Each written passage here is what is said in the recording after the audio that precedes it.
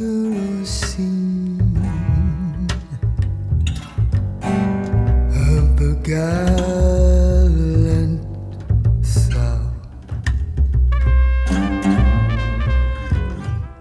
The bulging eye. Cassandra Wilson is a jazz singer and songwriter from Jackson, Mississippi. In 1982, she moved to New York to pursue a jazz singing career. She got involved in a music collective called M-Bass, which mixed jazz and pop forms.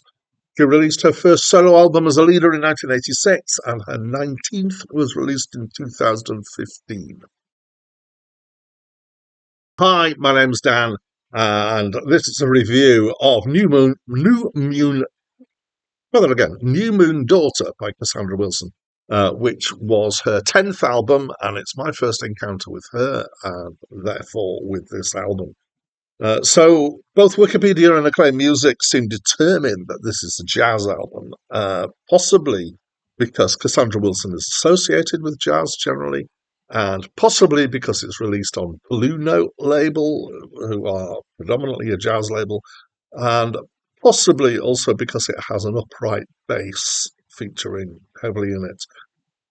I'm going to argue, though, I think that there are elements of jazz in here, and I would say it's jazz and Americana influenced singer-songwriter, but also blues and folk, and kind of sits between quite a few genres and is something of its own right, I would say.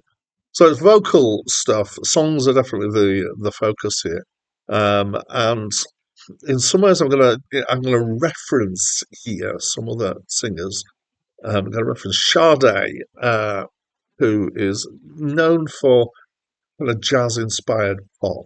Nina Simone, who's generally regarded as vocal jazz, and Eddie Reader, who is not generally she was the lead singer for Fairground Attraction, generally not thought of as jazz at all. But there are similarities musically here between all three of those and this. And timing of this, 1995, is kind of when you might expect somebody like Sting to do an album like this, or all sorts of other people doing these things that are kind of hybrid, but it's got its own space really. So musically, it's quite sparse and empty, and mellow.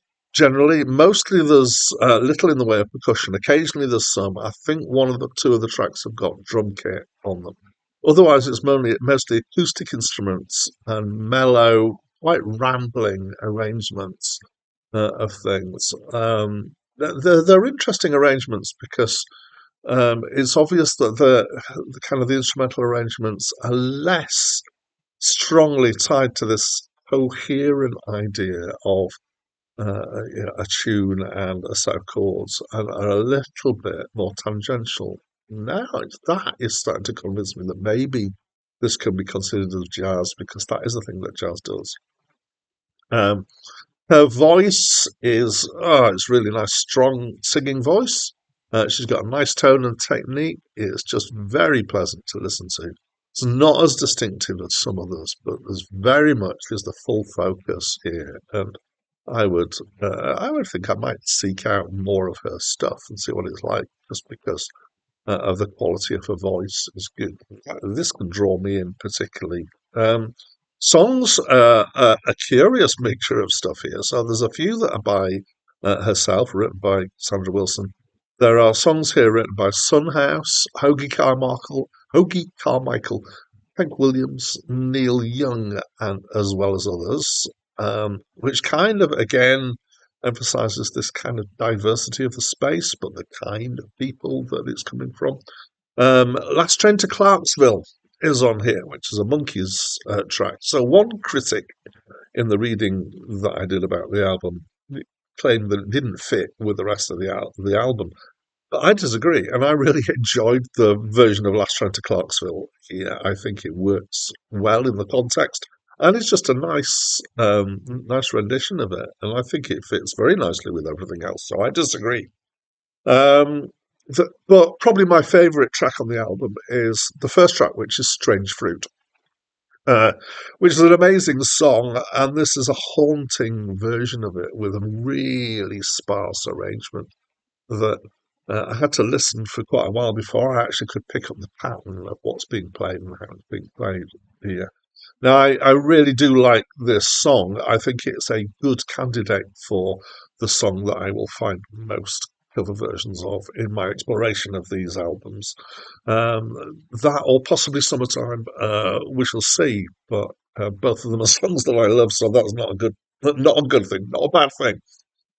So I really enjoyed it. I thought it was a strong album. I wasn't, as you can see, really sure how to exactly describe its genre. Apart from it's good, it's definitely in my backyard here. So yeah, I liked it. But as always, I'd love to know what you think of this album. So can you let me know that by leaving me a comment? I'd love that. And that's it from me for now. Take the last train to Clarksville, and I'll meet you at the station. You can be here by 4:30, 'cause I